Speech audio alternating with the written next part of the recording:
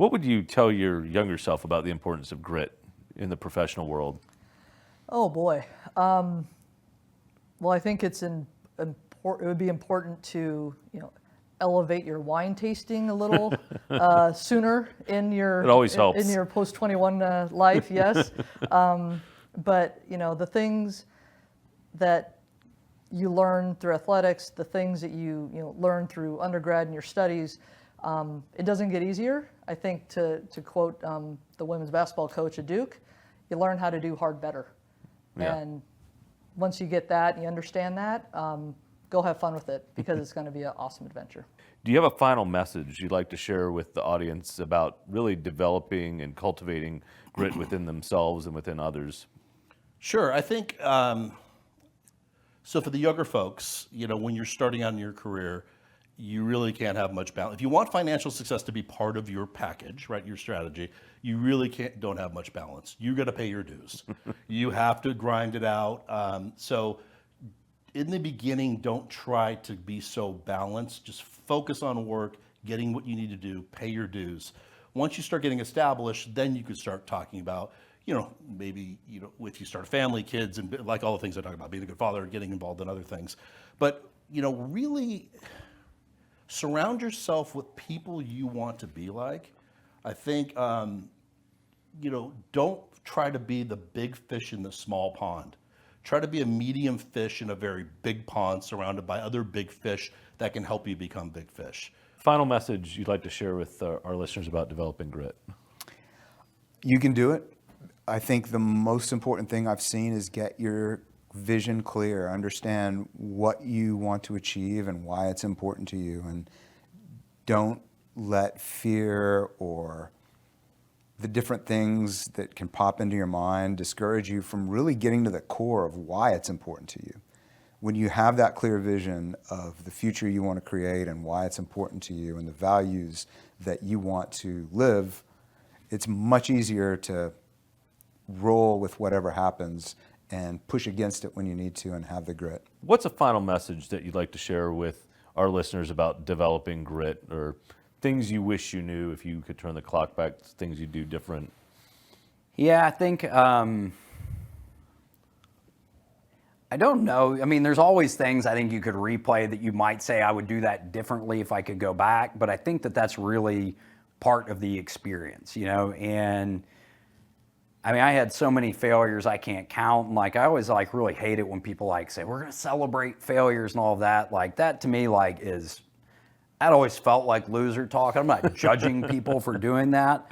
It was just really, you set out to fail? I never wanted to fail, right? I may have failed a million times. I never set out to fail. I failed millions of times, it feels like.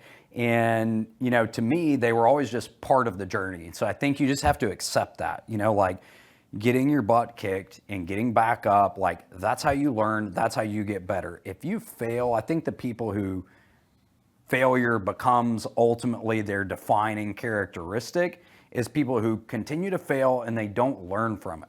If you continue to learn from failures, you treat everything as a learning experience, both your victories and your failures. You can't treat your victories oh, we must have gotten everything right, because I guarantee you still got a lot wrong, and that same thing may not work again.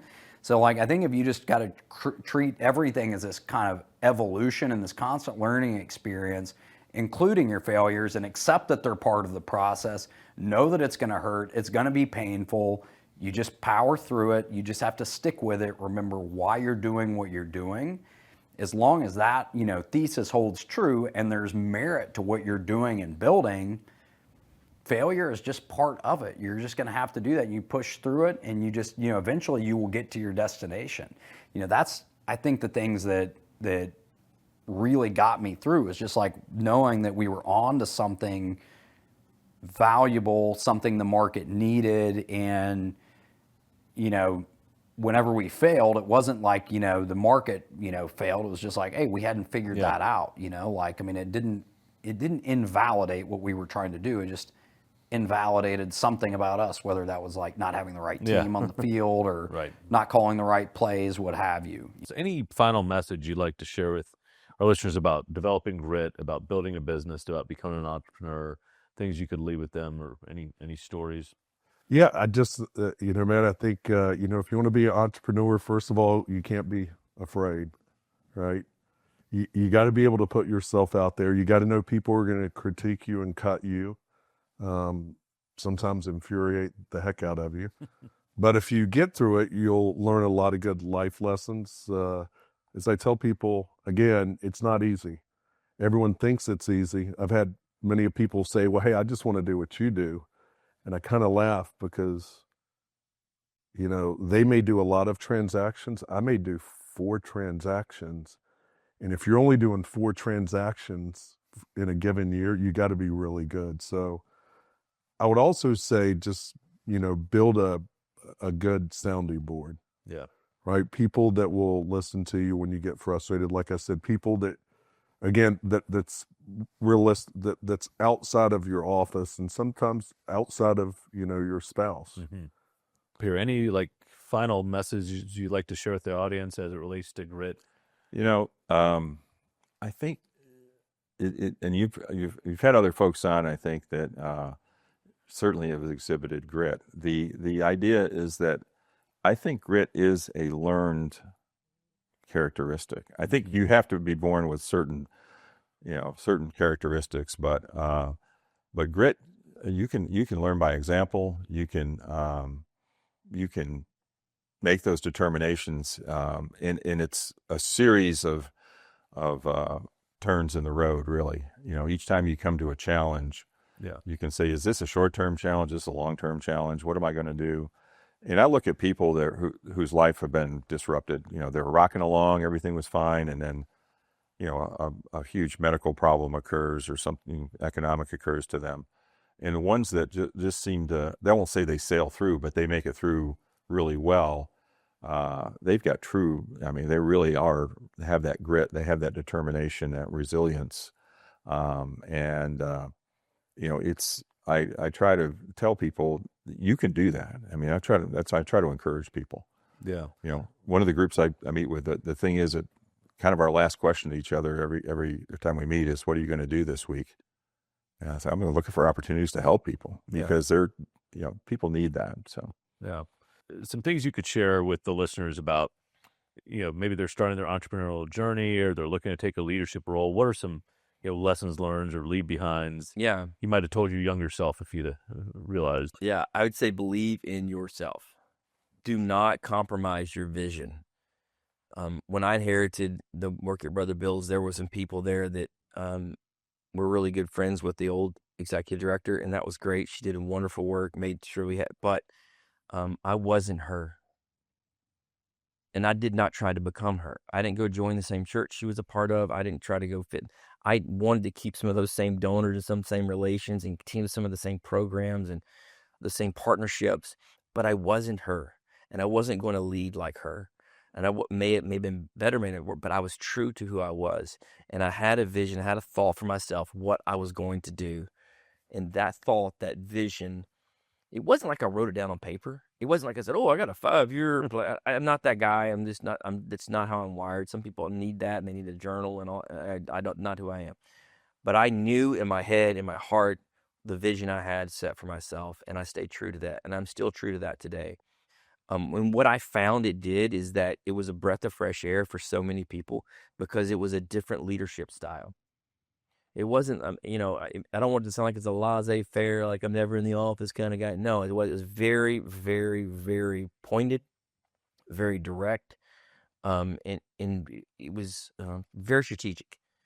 So think about who you are, what your leadership style is, and then when you find that, find people who want to follow that style. Any, lessons learned, messages you'd like to share? We're looking to inspire people to take that entrepreneurial first step or stick with it or, just take a leadership role. Anything you shared a lot of great insights, by the way, but anything we haven't covered? Yeah. Gosh, there's so much. One thing that I do is I write down quotes. Like I do a lot of thinking, a lot of reflecting. And I write down these quotes because they help me to put into words the things that I experience. And like there's way more people out there that are better communicators than I am, or that are better able to connect thoughts and ideas and stuff. And what's happened is, and this is kind of fun with AI, but what's happened is that, I've started to develop themes and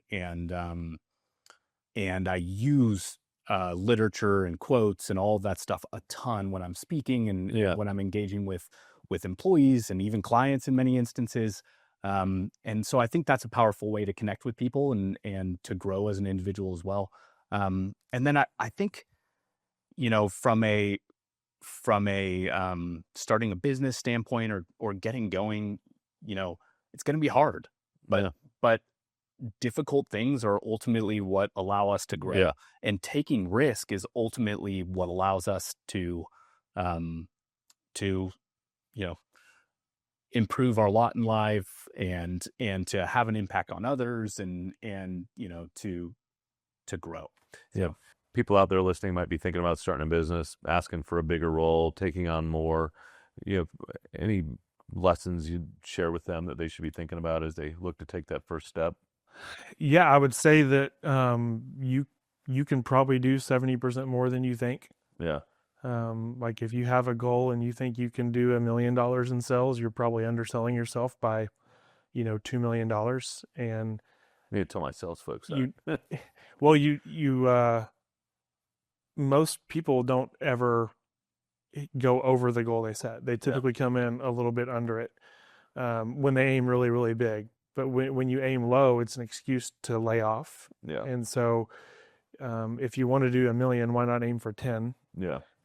And if you hit 7, man, way better than it was when you think small. So just learning how to think big. And I think surrounding yourself with people that are going to push you into thinking big. Like, don't go start a small business. Go start a big one. Yeah. Like, don't. Takes the same amount of time, right? It does. It's going to be periods of suck no matter what. And it doesn't really matter if it's a little bit of suck or a lot. It all sucks. Yeah, I've got a friend who's saying is embrace the suck. Yeah. You've shared a lot of inspiring moments in your career and how you think about things.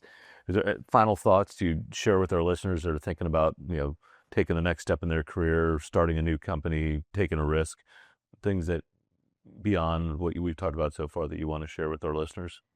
Yeah, it's not lost on me that, it's hard to do hard things, and it takes courage. And I think you can build a courage. You can build courage by doing the hard things. For example, nobody likes to make cold calls, right, to people that don't want to talk to you. And it's a hard thing to do if your goal is to create opportunities, and that is an important enough goal to you, you will realize that at some point you have to make cold calls. And it's uncomfortable, but the more you do it, the easier it does become. So in that way, I would say, if you're struggling to achieve a goal because you just don't want to do the hard things, you might start by trying the hard things and then seeing if they don't get a little easier. I think that's a pretty basic lesson that I've learned several times in life. And I would also say self-advocacy is important. There was nobody who was inviting me to declare I want to have a career in the industry I'm in. And there was nobody inviting me to be the president and CEO of this company, 15 years ago when I had an idea that I could do it. If an individual early in their career, I would say, if an individual feels like they have a vision for achievement, don't wait for someone to invite you. Be your own advocate. Put together the pitch, put together the vision, show up with passion. I will hire people all day long that present a passion and a determination that they absolutely have to achieve a goal, as opposed to someone that I think has all the right skills, but it's not really clear to me what motivates them. Yeah. Anything you maybe wish you knew earlier or thoughts you would share with those that are kind of getting started on their first entrepreneurial journey, maybe their second? Sure. What I will tell you, starting out, it is going to be hard. But anything good is going to be hard. It's going to be difficult, right? Just because something's difficult doesn't make it bad. I was saying earlier about passion, right? Passion won't carry you through, but find out what your passion is, right? What are you passionate about? It doesn't have to be about technology, whatever that is. I've got one daughter that's a school teacher and another one that works in court reporting and the legal side of things. So it doesn't have to be what we do, but find out what your passion is and just know that you're going to need a determined grit mindset to stick it through, because there are tough times are going to come. You've heard some stories I've given, right? And so don't quit. And then I would say, if I were talking to the younger me, I would say, hey, kid, it's going to be tough, right? There's going to be tough times. There's going to be hard spots you're going to go through, but at the end, you're going to make it. Yeah. You know? But any other, kind of final closing thoughts you'd like to share, or things you want to cover? Yeah, when I do a fair amount of public speaking, and I always make sure, I always ask, hey, who wants to be a millionaire? And then I ask, who wants to be happy? Mm-hmm. And more people raise their hand for millionaire. It's weird. Interesting. I know a lot of really miserable folks that have a lot of money.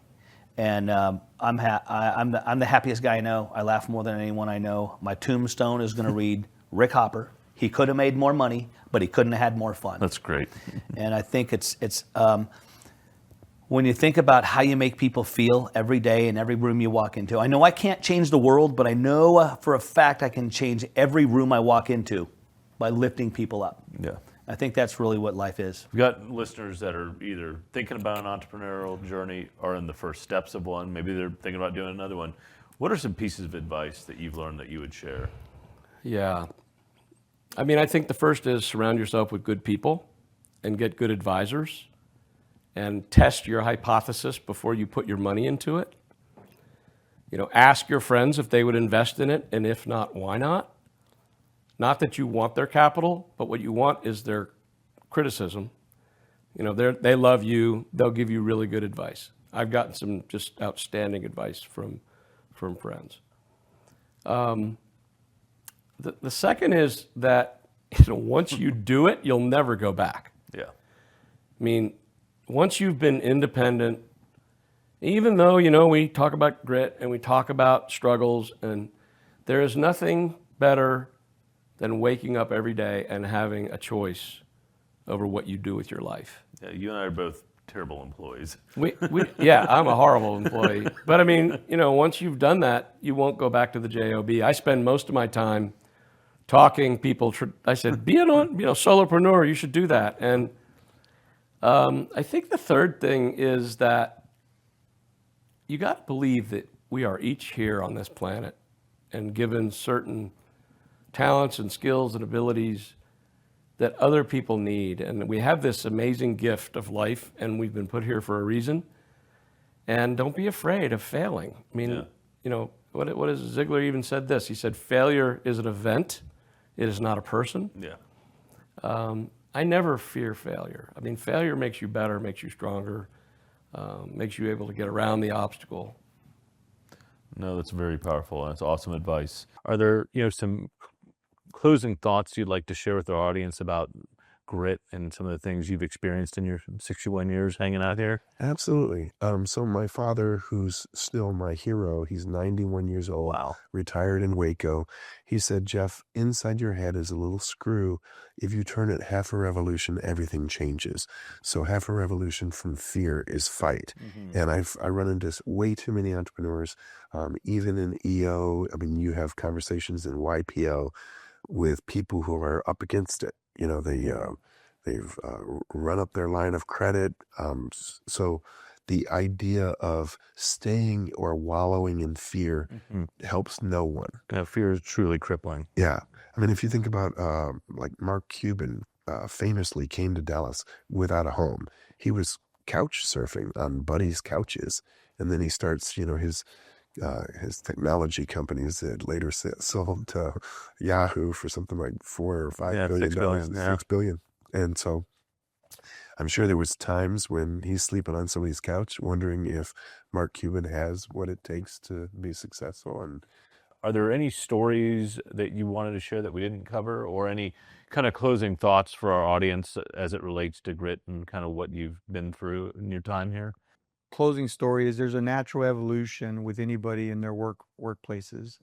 The places that I worked at were some of the greatest companies ever. Yeah. That's the greenest grass there'll ever be, but there's not enough pasture. Yeah. And so that next iteration, it just forced me to become something else, Yeah. right? To get stronger, to all of a sudden, maybe I was super fine grit and now I can do the coarse grit. So it's made me stronger. And the advice I say is, I'm a contrarian when it comes to ideas. I want to go to spaces that are not crowded, and people will look at you like you're crazy. And I may be crazy, right? But I have to look at opportunities where others are not. Yeah. And so the advice is, place the bet, and it's possible I could fail, right? But it's not going to be because I didn't try. And so my thing is making myself better. My teammate, my wife, she's all in. And she's the one that I lean on for resources in terms of advice and vulnerabilities and what do you think? I keep her. She's been the person that has allowed me. We did this together. Yeah. And essentially she's the one that, half that bet was hers. Yeah, she's a great lady. So. Yeah. So it's been, it's difficult. It is, but I enjoy it. And the hardest reconciliation was saying, oh, the painter. But at the same time, why not? Yeah. So it's been a great journey. And I will say this. I remember being in San Francisco when I had got essentially a new iteration of where I was going to go to Midland before I knew that. And Steve Sands calls. He goes, well, Merle, where are you? Today's your last day. And I said, it is my last day. But if I had known, I would have booked San Francisco longer. I said, so I'm in San Francisco. It's my daughter's sophomore year of college. What are you going to do? And he goes, what are you going to do, Merle? And I said, I don't know that. The best thing I could tell you is, I know, do you remember when you're a senior in high school and you're applying to all these colleges? Yeah. You don't know where you're going to get in, but wherever you go, it's going to be great. Yeah. So that is how I feel. I don't know where I'm going, but I know wherever I go, it's going to be great. So each of these stops has made me who I am. And I don't know if I could be the person I am had I not gone through those things. Yeah. And so that's where I find myself is you evolve. Are there other things you were hoping we'd cover, or maybe some closing thoughts you want to share with our audience? I think that, again, the concept of winning today is important. And if you think about what's in front of you. Yeah. For example, we're having this podcast. If I come in here and say, I'm going to win this podcast, it's going to be the best podcast that I do. I'm going to focus. Matt's going to get my full attention. It's not going to be what I have at 10 o'clock. It's not going to be my phone. Then I'm going to be successful. Yeah. And then if I repeat it at my next meeting, how much are we going to see fruit from that, right? Versus if I'm thinking about what I'm going to do tomorrow, or maybe a big meeting I have next week, you're not going to get the best version of me. And so the advice I would give, and it's cliche, right? Be where your feet are. But to me, it was just helpful of what's today? Yeah. Right? How am I going to make today the most successful I can make it? Well, I think it's not just today, but being present in the moment.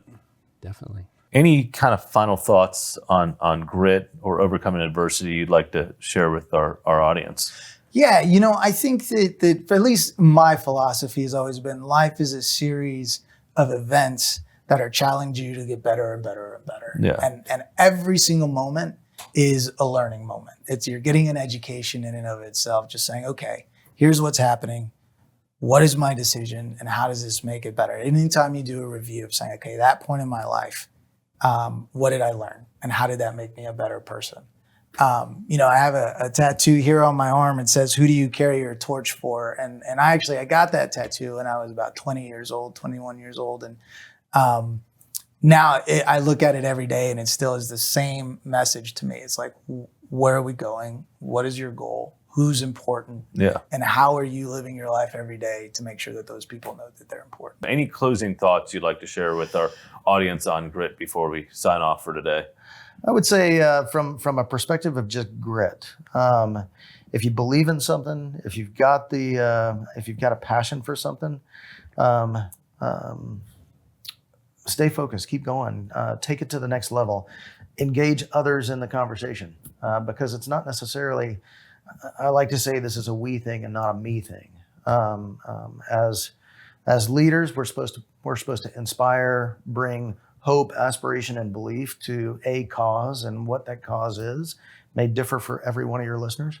But if you don't care, they don't care.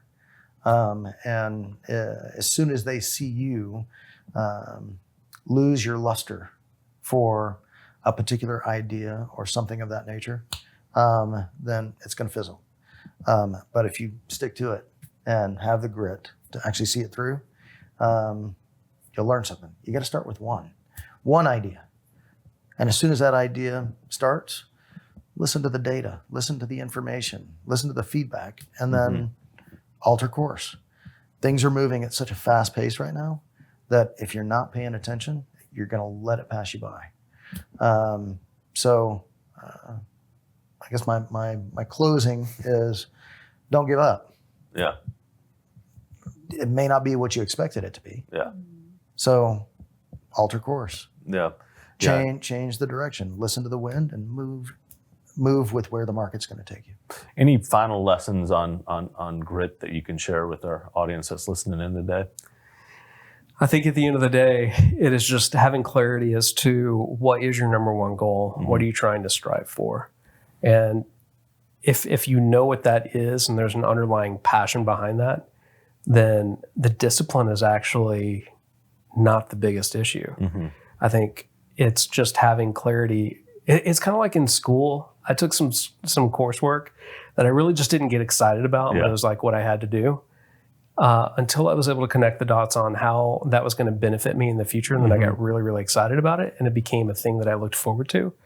And so I think that there's beauty in the discipline, beauty in the regular practice of marching your way towards your goals and objectives. But you got to know what those things are. Yeah, you got to know your why. Yeah. Know your why, know your what. Are there any kind of final thoughts on grit you'd like to share with the audience? You've covered so much, but anything else? Yeah, I would just say for somebody listening, don't be afraid. What's the worst that it can happen? Yeah. Like when I'm negotiating, I don't really know, right? So I was like, take the leap.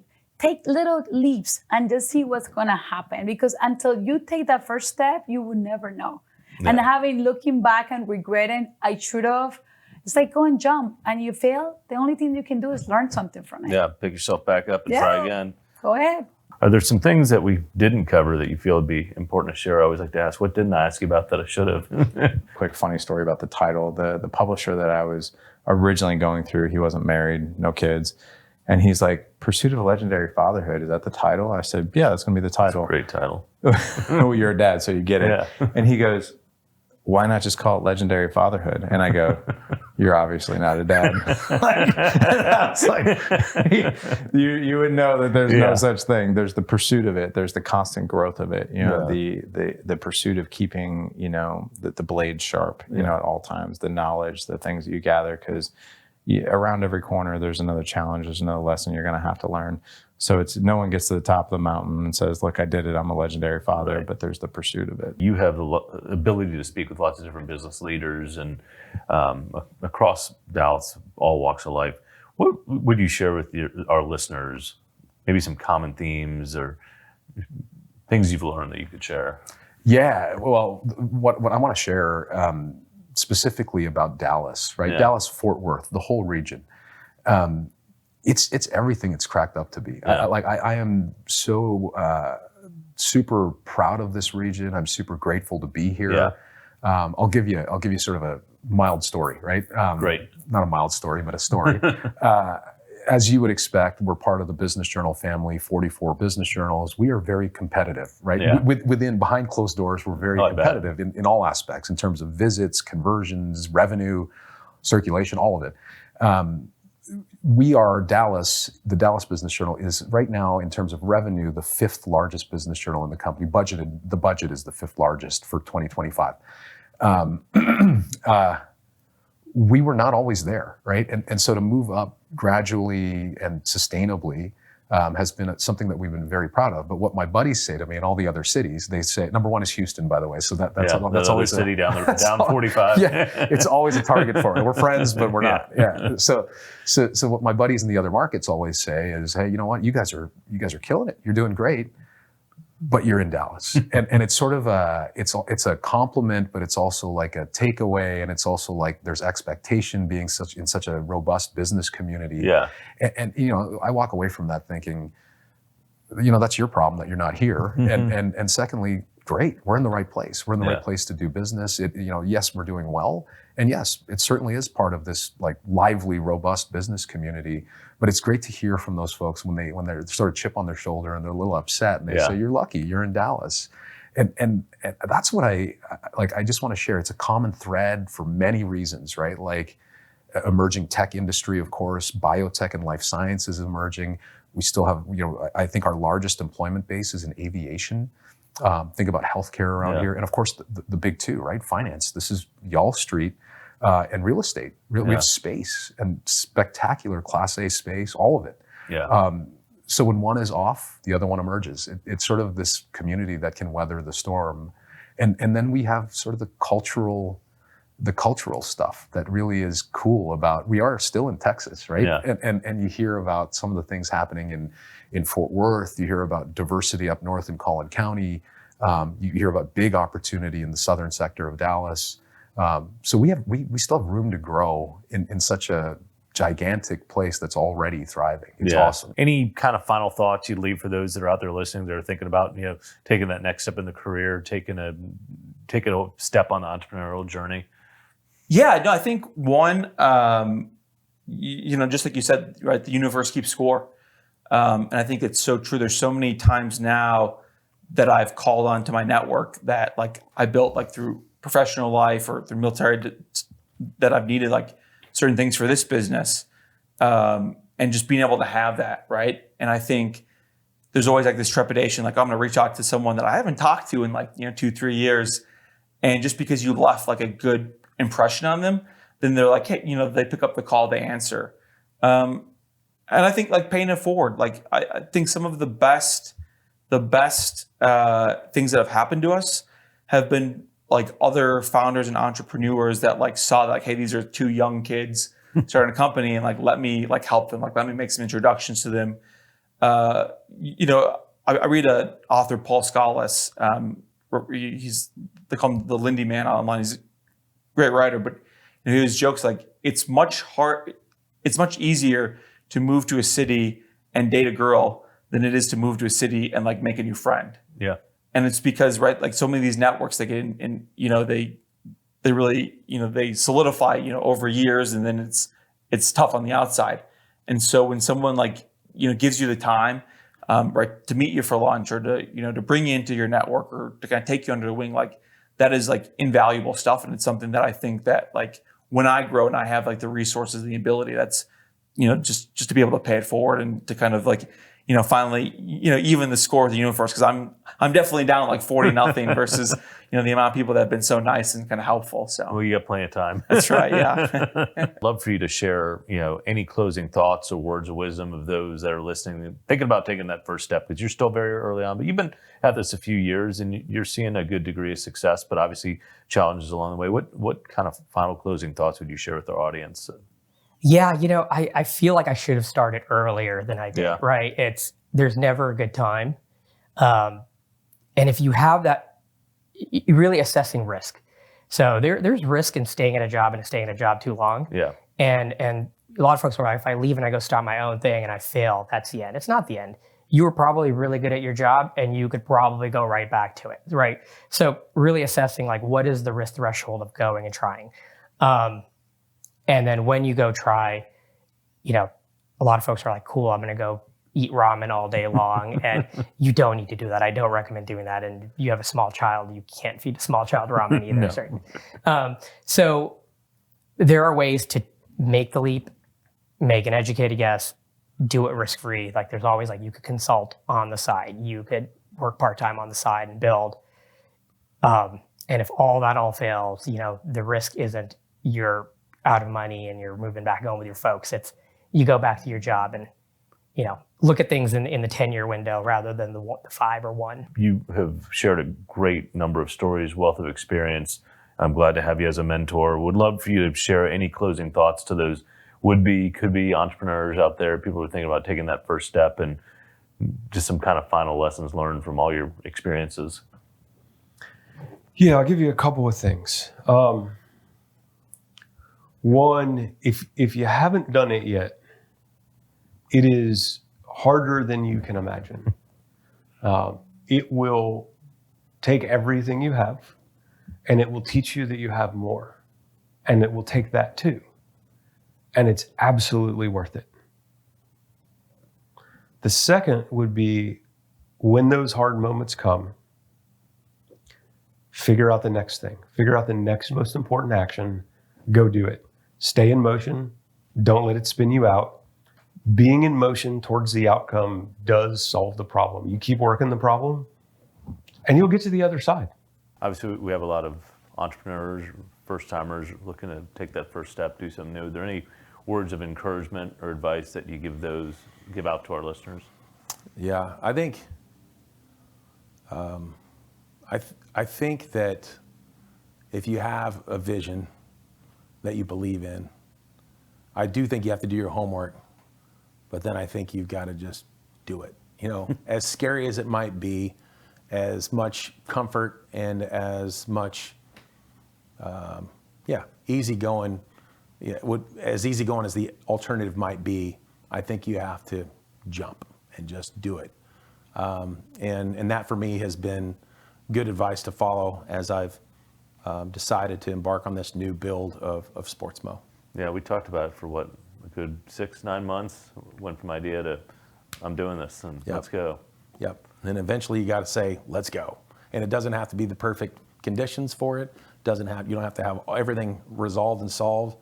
You'll have opportunities to imagine and mold the clay along the way, but just jump in. Yeah, there's never a perfect time. You just got to go. That's right. Are there any, kind of final thoughts you have to share with our audience on grit or anything we didn't cover? Yeah, I think the one thing I can think of is it's a very hard journey, right? Like anything in life, to grow a business, to be successful in whatever you're doing from a professional perspective.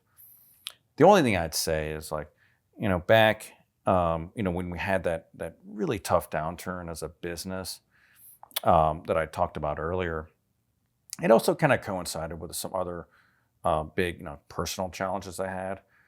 And I think back to it, and it is very easy for people to lose sight of that and to not take care of yourself when you're so focused on your job, your career, your company.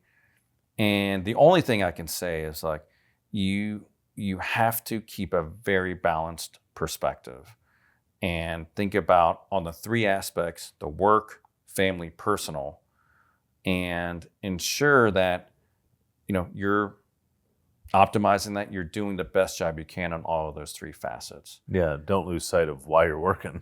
Don't lose sight of why you're working. And it's tough, right? I mean, it's easy for me for us to say that here and preach to everybody to do that. And candidly, I could do a much better job of that today. But that is I think the most important thing that I want to kind of instill in the folks here is, zoom out. It's important to zoom out, whether it's every week, every month.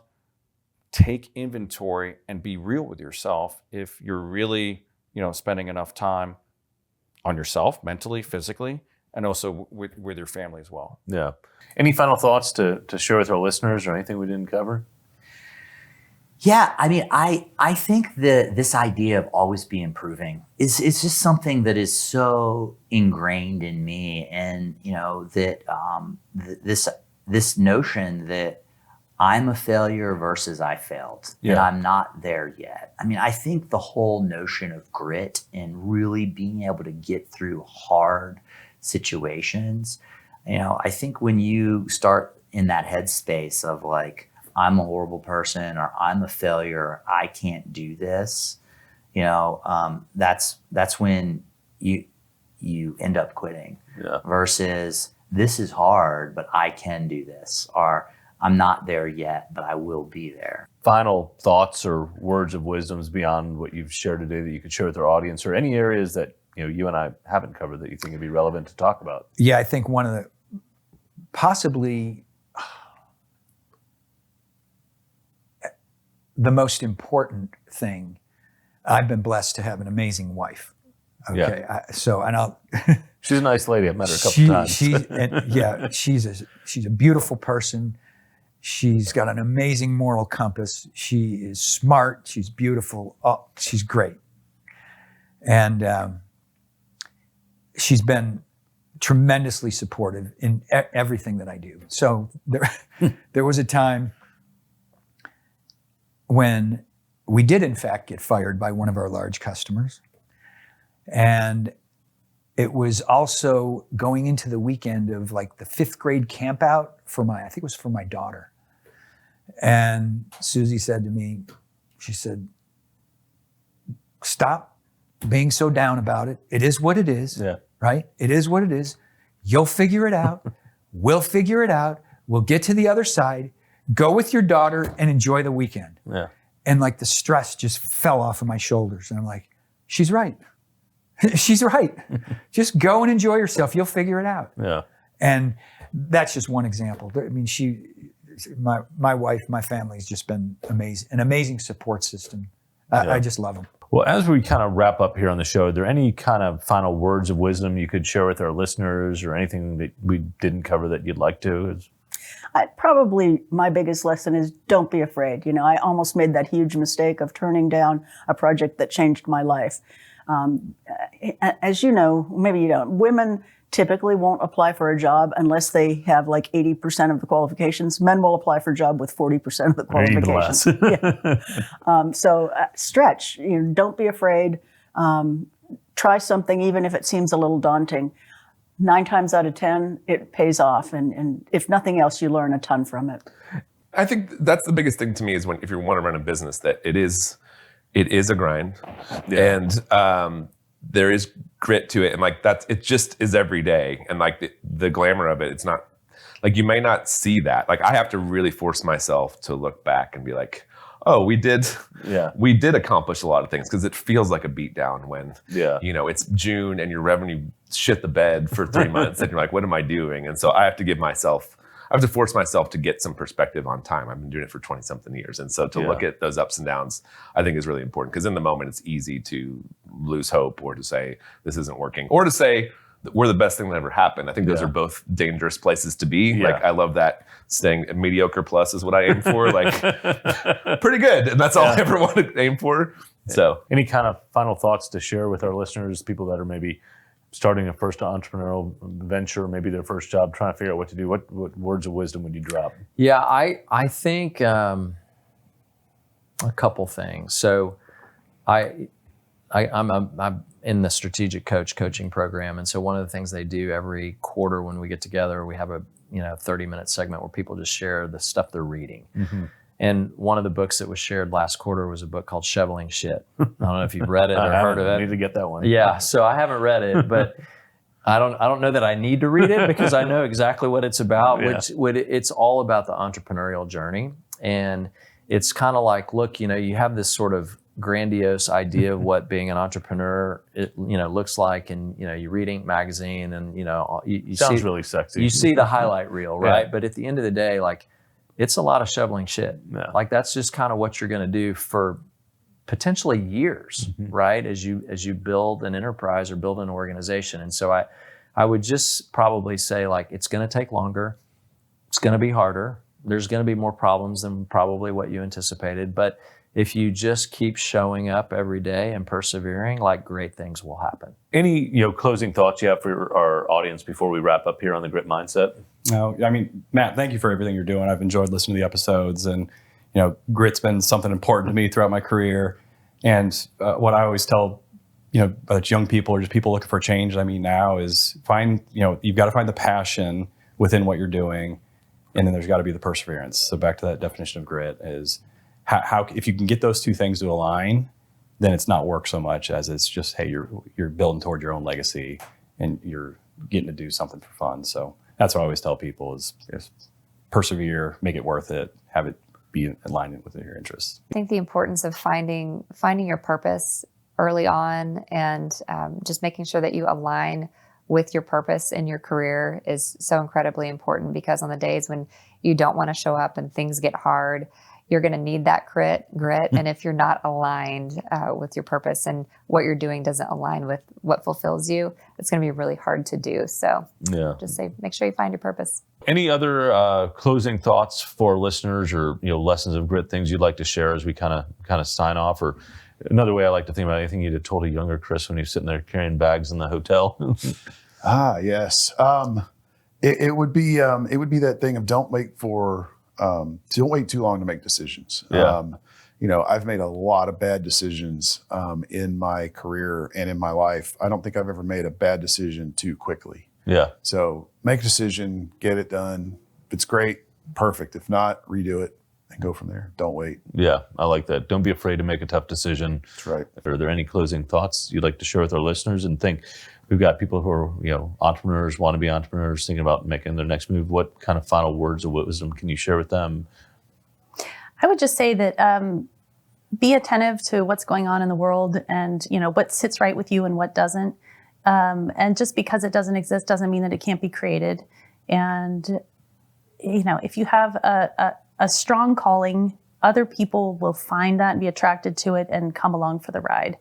I can't tell you what an outpouring of support there has been by working moms and others who aren't working moms, who see the value of what Spark Farm brings. Reinventing the workplace, it's one small team at a time, to try to make it so that we can be present for ourselves, for our families, and for our clients. So it's any kind of final closing thoughts you can share from your experience with our listeners? Yeah, focus on what you're doing.